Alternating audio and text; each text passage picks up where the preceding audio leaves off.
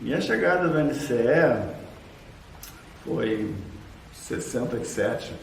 Aliás, eu digo para todo mundo, eu sou programador de 1967. Vocês não ouviram errado, não. 67 mesmo. Eu tinha feito... Naquele tempo, o computador era ficção científica, não era tão popular quanto hoje.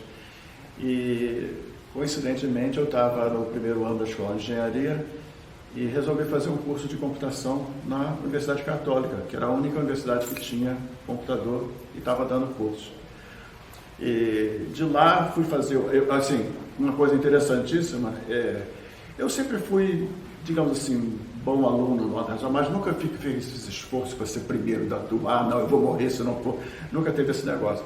Mas aquele curso para mim foi muito fácil, eu entendi perfeitamente o que ele estava tentando dizer, e aí tive uma nota muito boa, primeiro da turma, tal, espera aí, já que todo mundo acha isso uma coisa difícil e para mim foi tão fácil, eu vou trabalhar nisso. Né? Então comecei a procurar, né? E por acaso, uma certa hora, a COP tinha comprado um computador, 1130, e eu e o Miguel Borges, que eram os colegas de turma, ele também tinha feito um curso de computação, batemos lá na porta, vocês não precisam de estagiários não, mas eles deram graças a Deus, porque ninguém sabia de computador, a gente sabia.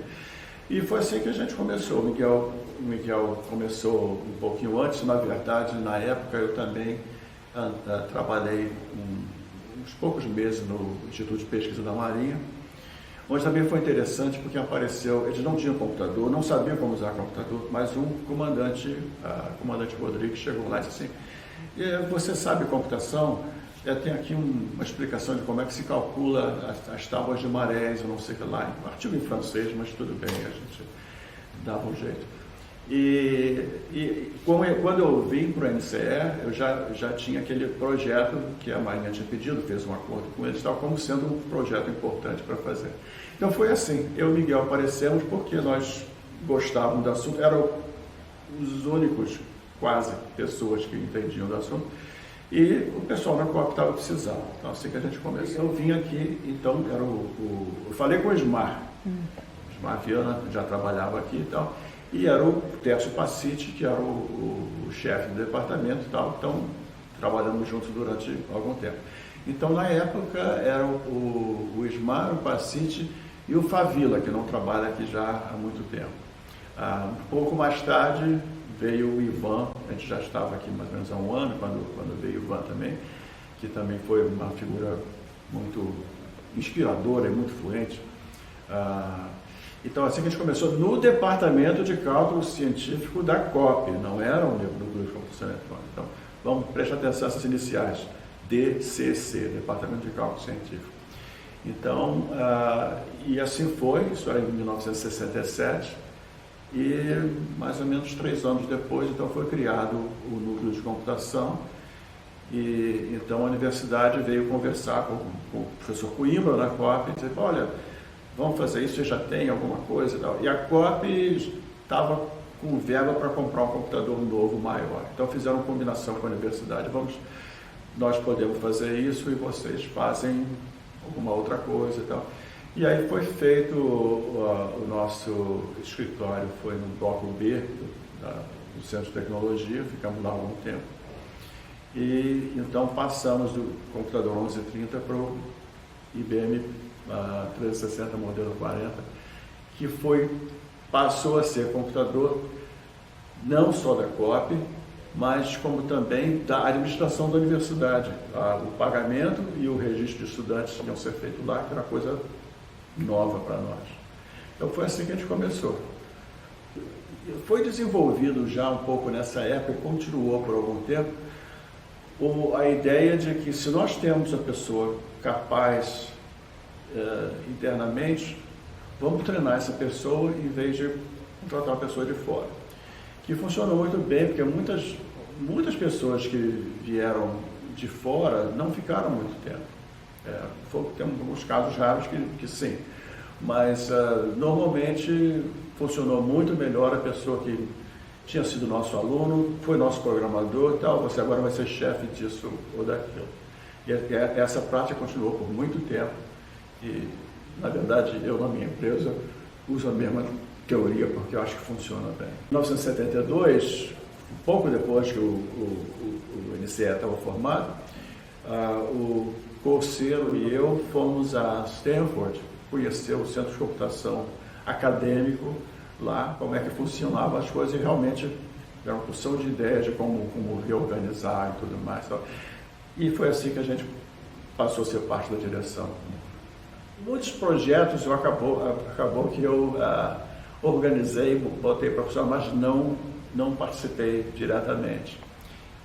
E eu acho que nós estamos mencionando um deles que foi até a minha tese, chamado Pretexto. O pretexto era porque era um preparador de texto. A ideia é que naquele tempo a gente usava aquelas máquinas de perfurar, que não só era um trambolho e era muito caro, e era uma máquina importada, mas também consumia cartão, papel. A gente usava aquilo e depois de um certo tempo jogava fora, não servia para nada.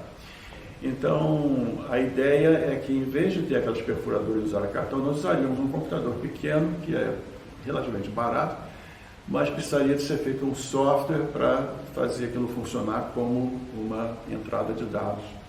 E a ideia é que o aluno, ou qualquer pessoa que fosse usar o computador, hoje é fácil de pensar isso, você faz tudo direto no computador, mas lá você iria dizer, eu vou preparar a minha lista, meu programa, eu vou mudar aqui e tudo mais. Toda a edição podia ser feita normalmente. E aí, quando estivesse pronto, a gente gravava numa fita cassete, que era uma coisa barata, porque já estava se usando muito. E na hora de usar no computador, botava aquela fita e usava. Então, esse foi o projeto. Foi essencialmente um projeto de software, mas é um software de tempo real, né? Controlando várias pessoas em vários lugares, que era uma coisa que nós não tínhamos a experiência em fazer. Então, isso foi o que foi feito naquela época. E foi usado durante alguns anos. Então, não sei quanto que o pessoal gostava ou não gostava, mas foi usado, teve sua utilidade. Foi uma inovação tecnológica. Foi uma inovação tecnológica. Nós deixamos de comprar a perfuradora, deixamos de gastar cartão. E tivemos que comprar um computador com os terminais só, mas isso aí pode ser usado em outras coisas. O núcleo, era departamento de cálculo científico ainda, a gente começou a fazer o processamento do vestibular. Começamos com a Faculdade de Medicina, Faculdade Nacional de Medicina. E eu me lembro, eram 4.000 candidatos. E então alguém disse, podemos fazer isso aqui na universidade e tal. E a pessoa que costumava fazer isso antes, né? Na hora que não funcionar, está aqui o meu cartão, me chama, tal, mas não foi necessário. Então a gente fez, quer dizer, eu não fiz sozinho, eu, o Corseiro, o Miguel também trabalhou nisso, o Ivan, não me lembro quanto que diretamente no projeto, mas ele ajudou também, e o Denis, que na época era o nosso coordenador, né, também supervisionou aquilo. Mas aí teve duas coisas interessantes que foram feitas. Uma é que na Faculdade de Medicina, o vestibular deles tinha 100 perguntas. Então, no cartão, aquele cartão de papelão, precisava de 3 cartões, porque apesar de que o cartão tenha 80 colunas que você podia botar, para a pessoa riscar com o lápis, ocupava 3 colunas para dar uma resposta. Então, por isso, eram sempre 25 cada uma, então tinha que ser 4 cartões. Então, para começar, gastava 4 cartões. Gastava 4 vezes mais tempo para ler todos os cartões. O que eu inventei a ideia era muito simples. Peguei o cartão e, na verdade, as alternativas são só A, B, C ou D. Então são poucas. Não precisa, o cartão tem 12 lugares onde você pode perfurar. Então não precisa daquilo. Quer dizer, vamos dividir a metade horizontalmente. Tem uma pergunta aqui e outra pergunta aqui. Vira o cartão do outro lado, chega uma coluna para o lado, então você tem a mesma coisa. Então aquele cartão passou a ter 100 colunas no mesmo cartão. Então foi feito o projeto, foi feita a patente e tal, e nós usamos aquilo. Aí por acaso tem um hack, vou contar para vocês. Hack é a pessoa que descobre como fazer uma coisa que você não sabia que podia ser feito. Não foi feito para aquilo, mas você dá um jeito, né? Um gatilho, digamos assim. Então fiz um hack interessante, que era o seguinte: no computador que nós usávamos, o computador 1130, tudo era feito por software. Então, quando lia um cartão, o cartão era lido, aí o software do computador ficava tentando saber o que foi escrito aqui, não sei o que lá. E nesse meio tempo, a velocidade do cartão, o cartão tinha que parar, quando você ligava para o próximo ouvir, reduziu a velocidade. A máquina perfuradora, a máquina leitora, podia ler 400 cartões em um minuto, mas porque estava devagar, lia só 100, porque parava, lia. Eu disse, tá, isso não está bom. Então eu tinha aprendido como fazer esses truques, tá? Aí fizemos isso, então também isso aí aumentou a velocidade por 4. Eu vou contar para vocês também, no teste eu percebi que eu tinha feito uma coisa errada, que se o cartão estivesse faltando, ele não parava, mas eu descobri isso aí a tempo, foi corrigido. Mas então foram essas duas coisas feitas. E daí para frente nós passamos a fazer o vestibular para todo mundo, a Cegina Rio e tudo mais. O núcleo ficou sendo o padrão para fazer vestibular. Acho que uma coisa que é importante, quando esse projeto foi iniciado, o Ivan é quem teve a visão. Né? Ivan é uma pessoa que tem a habilidade de realmente dar aquela mensagem, entusiasmar a pessoa a fazer alguma coisa. E ele teve essa ideia de, poxa, nós precisávamos de fazer algum computador aqui no Brasil. Tá? Naquela época tinha um esforço de desenvolver a tecnologia nacional, então havia verba do governo para isso. Mas ele teve uma ideia boa, assim, não vamos inventar um computador, quer dizer, nós vamos fazer o computador da nossa cabeça, mas em vez de usar um software que nós vamos ter que refazer tudo, vamos fazer uma CPU que tenha o mesmo software do que um computador que seja um sucesso atualmente, que era o PDP-11. Então a ideia foi fazer uma CPU que tivesse o mesmo conjunto de instruções e tal. Foi feito um pedido de equipamento, então tinha que pedir uma impressora, tinha que pedir não sei o que, tinha que pedir uma unidade de fita, que aquilo nós não íamos fazer, íamos fazer só a CPU. Aí alguns lugares do centro de pesquisa faziam crítica de que vocês não vão fazer um computador, vocês vão comprar um computador. Nós vamos fazer a CPU, então precisa de ter os componentes em volta para fazer ela funcionar e tal, mas é um pouco difícil. Mas então a ideia era fazer isso e entregar o projeto para a indústria nacional, que estava muito devagar para atender essas coisas. Então, mas foi essa a ideia. Então não era cópia, o hardware era diferente, completamente projetado por aquele time, mas para executar o mesmo tipo de instruções que você pegaria um software que existia lá e botava que ia funcionar. Então, essa foi a ideia desse projeto. O hardware tem uma coisa física, a gente bota no museu e mostra aquilo. Mas o software a gente não pode fazer isso. Se o software não está mais em uso, não está mais em uso. Vou mostrar o que? Um deck de cartões, uma fita, então é muito difícil. Então, por exemplo, na época que a gente desenvolveu o pretexto, o pessoal estava procurando, pessoa que é da indústria e tal, mas não tem uma coisa que a gente possa vender isso. Não, a não ser que você queira fazer entrada de dados. Por exemplo, você vai a qualquer banco, os caras têm um montão de perfuradoras para entrar com os dados, como era naquele tempo. Você poderia substituir isso, mas não houve. Então, o software a gente usa um certo tempo e aí não tem muito o que fazer com ele. Então, por exemplo, o pretexto é um sistema operacional para controlar texto. O outro muito importante, que foi o Pegasus, não podemos esquecer, o Plurix, que foi uma versão do Unix desenvolvida no Brasil. Depois veio o Linux, que ficou muito popular, tal, mas era o mesmo princípio. A gente poderia ter feito o mesmo com esse projeto, mas tal coisa também não tem nada para guardar. Né?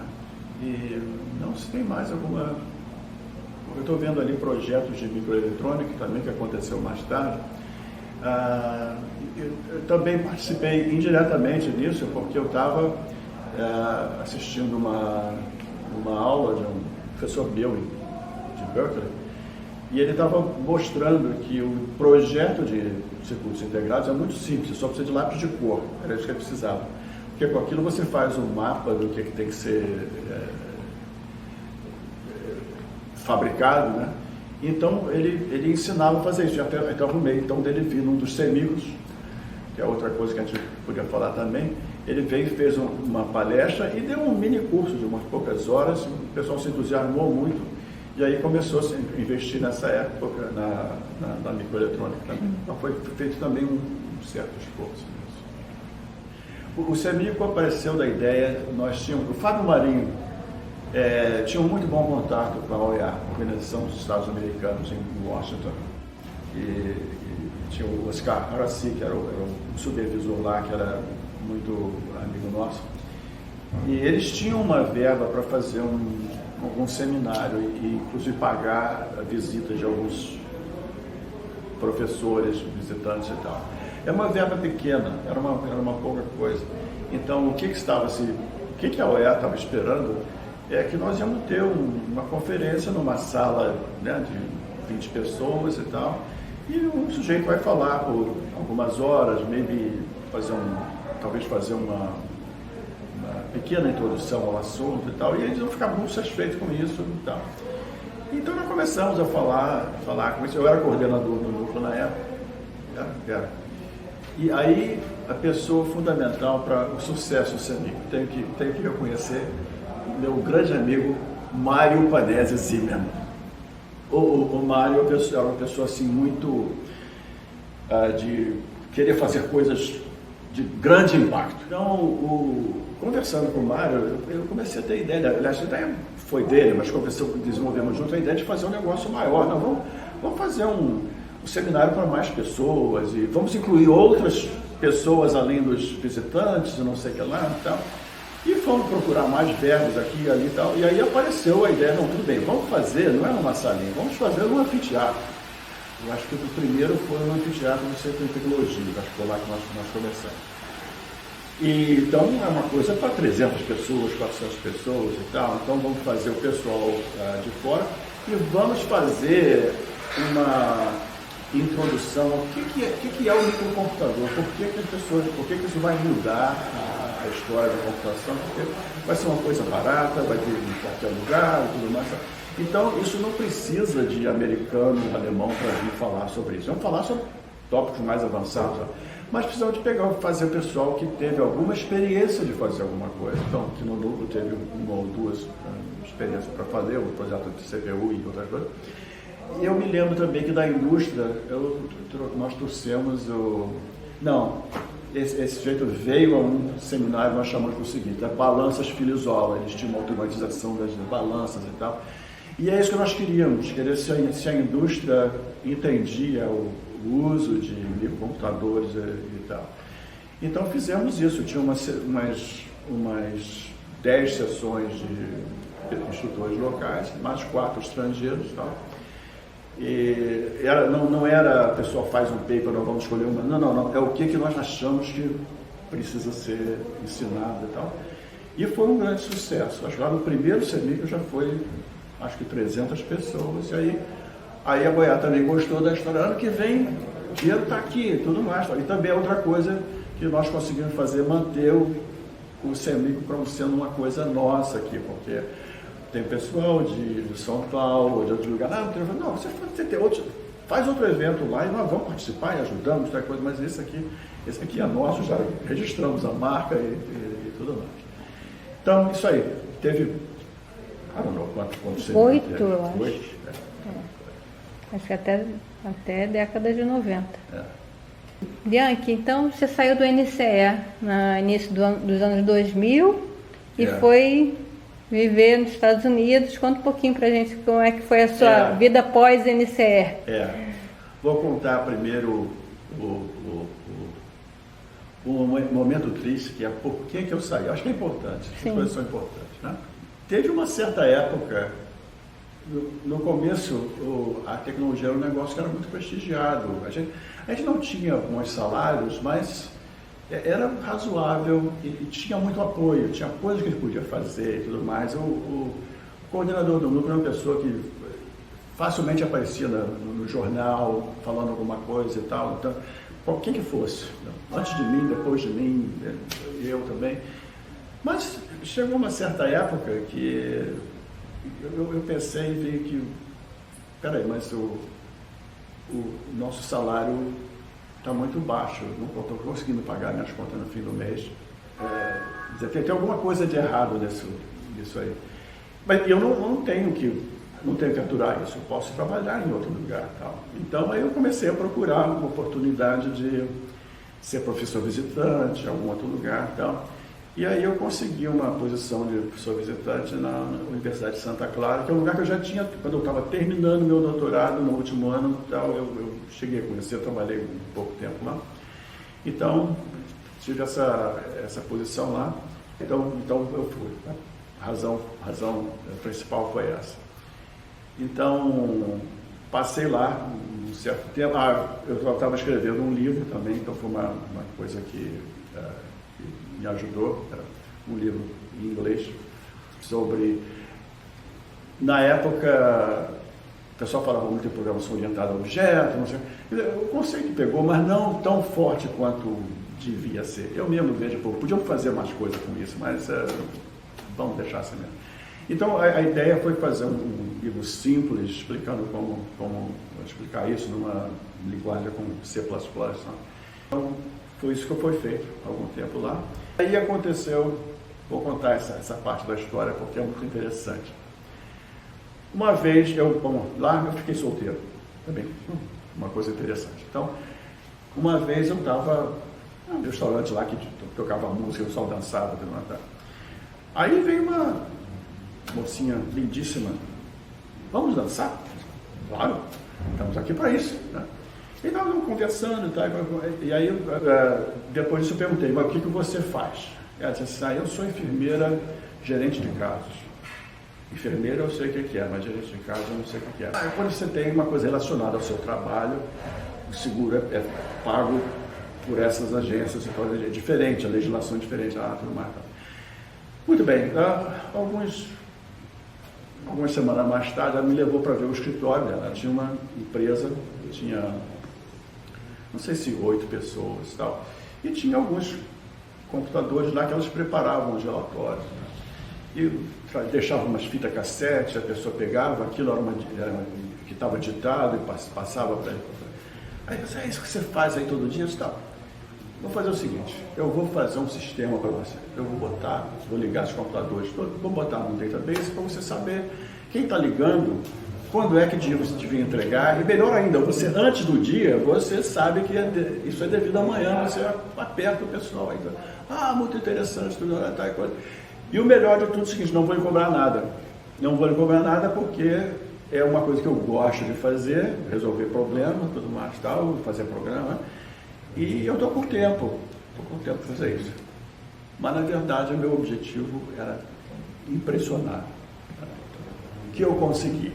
Ela casou comigo. Mas isso é importante porque ela é empresária. Hoje a empresa dela tem 300 pessoas. E nesse meio tempo, ela que sugeriu, devíamos abrir uma empresa que fosse de informática, esse tipo de coisa e tal, que ela deu força para isso. E aí sim, aí apareceu a DataCare.